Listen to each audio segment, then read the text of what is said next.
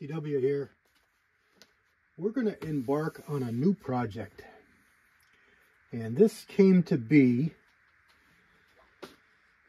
because, I don't know what you guys do, but when I go to the range, I bring one or two rifles, rifle range.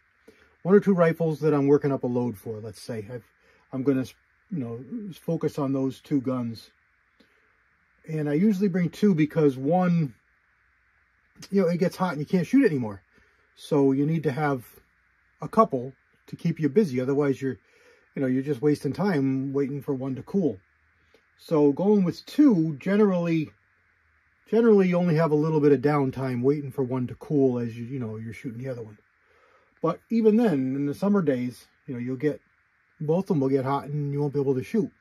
And I'm a really stickler for that. If I can't, hold my hand on that barrel, it's, if it burns me, it's too hot to shoot. So I don't shoot it. And that's how you burn up barrels. Heat kills barrels bad.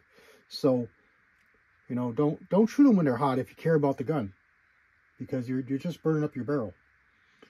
Anyway, so what I do is I generally bring a 22. Because you can sit and plink and plink and plink and have a great time, shooting chips of clay pigeons on the berms or whatever on the berms, or targets, or whatever, and just plink and have a good time while you're passing the time waiting for your rifles to cool off. So this is what I chose to bring last time I went to the range. And this is a really accurate rifle. It's a really fun one. It's moderately built up with aftermarket parts. But what I didn't realize was I had swapped out the scope. I had a 6-24 Whitetail Classic on here. And I remember putting it on, not really wanting to, but I did. So I either picked this scope up, or I intended to use this scope, or I had it on a different rifle. I don't remember, but it was a couple years ago, because as you know, it's been about a year I've been away from shooting. So I don't really remember what my thinking was, but I took that scope off and I put this scope on, and I hadn't realized that I didn't sight it in. So no big deal, that's I brought it to shoot it, so we shoot it. And I started at 50 yards, and it only took, 5 or 6 shots, 3 or 4 shots, whatever. It was pretty quick. And I quickly realized that I topped out. I couldn't get enough elevation out of the scope. And that's not right. I shouldn't have any problem with that. So I don't know what's going on. I don't know if I mixed up rings. I've got wrong rings. Generally, I mean, if anything, it looks like it's high in the back, and being high in the back should promote or give me more elevation than I would need. So I don't really know what's going on. I didn't investigate much more. I could shoot it at 50 yards pretty good. It was only a 1/4 inch low. So I could still shoot and hit what I wanted to. But out at 100 yards, I couldn't. I didn't, even shooting off this has got a duplex reticle.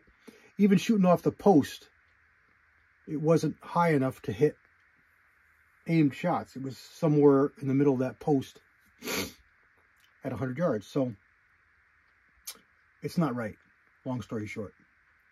So like I always say, when you've got a problem, something broke, some issue turned up on a gun like this, use it as an opportunity to upgrade. Now, I don't think I need a new scope, because this is a new scope. And there may well be a problem with this scope. We haven't determined that yet. But right now, I'm blaming rings or the mount, although it's the same mount base that was on the other one. So I don't think that's the issue. I don't know whose that is, but it's a Picatinny rail style. and it's longer than a standard one. And this is the ones I prefer to put on my 1022s because I like to overscope my rimfires, meaning, you know, big honking scope.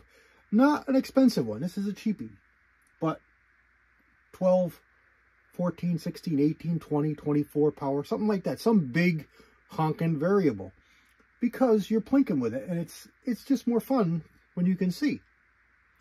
And again, this is probably, I don't even know if that's $100. That's probably a $70 scope. So it's not a lot of money as far as big scopes go. So what I did was, actually on the range, I ordered a 20 MOA base, which is going to pick me up elevation. It should give me plenty of elevation with the base. You know, you can see them. They're like a hot rod. They're high in the back, so it'll be thicker in the back. Do I have one here? I may have one here. Hold on. Let me see. This is a Leupold Mark IV base for a Savage 110 round top, 20 MOA. It says it here on the back. 20 MOA matte base. Okay, and it's not for this gun, but I'm showing it to you to give you an idea of what we're looking at. So there's the back. It's thicker here than it is here, so it's higher in the back. And what that does is it makes your elevation, instead of your reticle, in theory, in a perfect world, when you're sighted in, let's say, at 100 yards, your crosshairs are in the middle of your scope, dead center in the middle. Now, all of our scopes today are permacenter scopes, meaning no matter where you look, no matter where you move the crosshairs, they always appear to be in the center of the scope. But if you take a mirror and reflect it through your scope, you can see just where your reticle is in relationship to the center of the tube, and you'll be astonished. It'll be way out. It could be way up in the right corner, way in the bottom left corner, whatever. Anyway, when you're way at the extremes inside your scope, number one, it's not as durable. And number two, generally speaking, it's not going to be as stable. It's going to shift around a little bit. So you're going to have accuracy problems, especially with cheaper scopes. So in this regard, we know we're topped out. This is as high as it'll go. So I'm right at the bottom. I'm screwed all the way down inside in that adjustment. So, and it's an arc, okay? So if you're a little to the side, you know, you're pushed left or right for windage, and then all the way down, you can't go down as far. If you're all the way to one side and down, you're only going to have, you know, 2/3 or 1/3 the elevation as you would if you were in the middle, because it's a circle. Follow me? You've got a circle. So if your crosshairs are in the middle, you've got, let's say, 20 MOA down, 20 MOA up.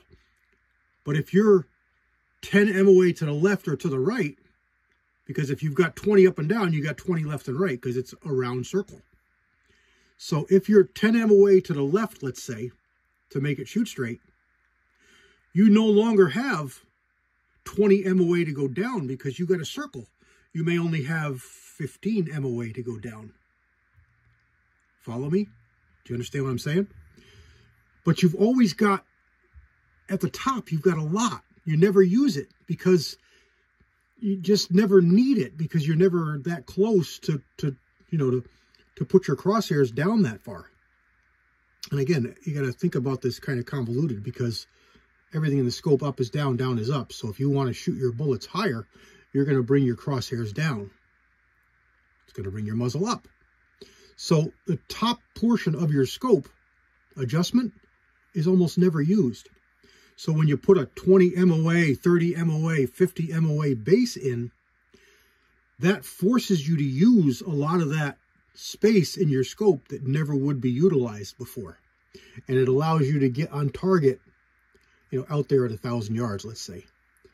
This is a 22. It's never going to see that. But it still allows you to get more range to get you to be able to sight in and to be able to use your reticle, your adjustments, instead of holdover. So I ordered a 20 MOA base, steel base. It happens to be a Leupold, I believe. And that should be here middle of the week. But to go along with it, because I'm not so sure that my problem isn't the rings, because these were new Weaver 4x4 rings. And I like the rings, but I know they changed a lot. They got really, really cheaply made. They used to be USA made, and they became made in China probably maybe 20 years ago, 15 years ago. But they really got cheap, and they're not nearly as good as they used to be. Now, these are Chinese too. These are Monstroms. And these were, I picked them up on Amazon, and I bought the 100,000s and the 80,000s because I wasn't sure how tall of a ring I needed, and these may not be no good. I took a guess, but these were 15 bucks each. It's a pair, 15 bucks a pair. So they're pretty cheap for what they are. They looked really good. They're available for Weaver rings or for Picatinny. And that's important because Weaver rails are different than Picatinny. And these have a different slot in the base of the ring. So they're going to give you more surface area and less slop when they're used on a pick rail. You know, a lot of people say, oh, a pick rail and Weaver is the same. No, they're not the same, but generally Weaver rings will work on either one. Pick rings may not work on a Weaver, but Weaver rings generally will work on a pick. They'll have a little bit of slop. They'll move back and forth, but they won't move once they're clamped down.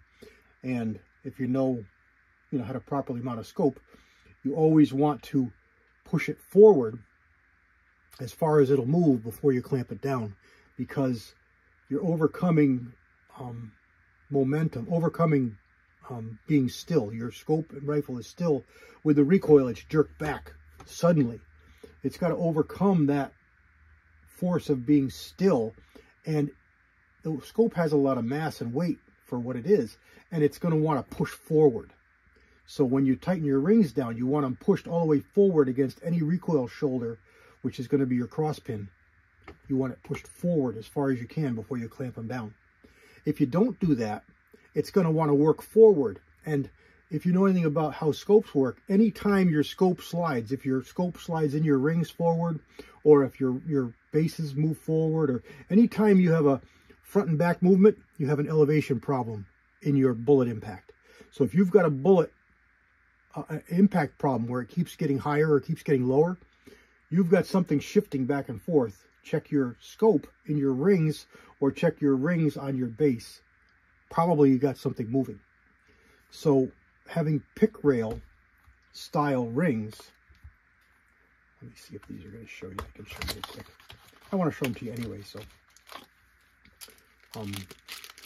we'll stop that, or we'll help alleviate that. So here we go. These have 2 bars. I wish they went all the way across, but it's only a rimfire, so it'll be okay. 2 bars to engage. So that's a lot more surface area as a recoil shoulder. And that's your recoil shoulder. That's what keeps everything from moving. And there's the ring. It's got 4 screws in it. It's got the Monstrom logo on top. It's aluminum. It's not steel. But it's a good looking ring. It's pretty solid. It looks really pretty good. So I took a gamble on them. Again, 15 bucks. They're half the price of everybody's ring. And, I may not put it on a high-powered rifle that I take on a deer hunt that I spent a lot of money to go to. But for a 22, it's probably going to be fine. I just didn't know how high of a ring I would need. So I bought 2 of them. And I like to have extras. I'll use it down the road, or somebody I know will need it when I mount up a scope for them or whatever, and that, I'll have it. So there we go. I just wanted to let you know what's going on. I talked about it a little bit in the chat on Friday night. If you were there for that portion. So what I'm going to do here is I'm going to remount the scope in these rings, whichever one I find is going to be best, on this pick rail. Because like I said, this was fine before. The two new thing is the rings are new and the scope is new to the gun. So I'm hoping the scope is good. Don't know. We'll see what we find out. If these rings are screwy, different heights, that could cause it. Bad scope could cause it. If it's, like I said, if it's wicked one way pushed the other, causing the scope to be way out of line with the bore, you're not going to have very much elevation or drop adjustment because you're way over to one side. Could be caused by the rings. So we don't know. We're going to see what we find. So I'm going to mount this back up. I'll use a collimator on the barrel. This is just a magnet. It gives you a grid that's solid or stationary. And it'll tell you what your crosshair is. And I'll look through here with a mirror too and look and see where the crosshair is. If I see that crosshair is all the way to one side or the other inside here, I'll know that I've got a problem for sure with my rings. Because this base was fine with the other scope, it's probably fine with this one, meaning it's centered. So these rings could be fudged up. Sometimes you can switch the rings around to the other side, spin them. And if they're offset one way, hopefully they're not offset just as far the other. And sometimes that'll do it. Don't know until you try. So that's what I'm doing. Let me come back and show you this with the new rings on it and tell you what I found out. Unfortunately, I can't show you what I'm doing because YouTube won't allow it. But I can tell you about it after the fact. So, all right, I got 10 minutes of yapping here. I hope I haven't lost half my viewers. But let me come back here. Let me give you a zoom in here really quick and show you these 4x4 rings. They got 2 rails on the top and 4 screws. I'm sure a lot of you have used them and they've been fine. I know they're cheap and they got really cheap, so I'm hoping that it's just a bad ring and that's just what happened, but we're going to find out. All right, stand by. Okay, I got them mounted, and what I found was there was a little bit of shift, but not enough to make a difference. It was probably an inch or so of adjustment one way or the other, so a few thousandths. Elevation didn't change. I did pick up a little bit just because it's lower to the barrel. I was able to use the lower set of rings. I do like them. They feel really good. They're that's what they are right there. Monstrum SRP080 Monstrum ring, and they're pretty nice. They come with extra screws, and they come with a wrench. They all come with wrenches, but they come with extra screws, which is really, really nice. I'm not even going to use those other rings. I'm just going to trash them, get rid of them, lose them, because I don't trust them. I don't like the screws. I'm just going to toss them out. But so to get this to shoot properly, we're going to have to use that 20 MOA base. So I may have something going on in that scope, but the MOA base may fix it and allow us to have enough movement to be okay. I don't think it's going to raise the back up enough to cause this to crash into the barrel, but it could, and if it does, I'll have to go to the higher ring. But that's that. Stay tuned. I'll update the video with another video of what I find when that base comes. I can't show you installing it anyway, so we'll just probably do a range video. There we go. All right. Thanks for stopping by. Thanks for sticking around. God bless everybody. CW out.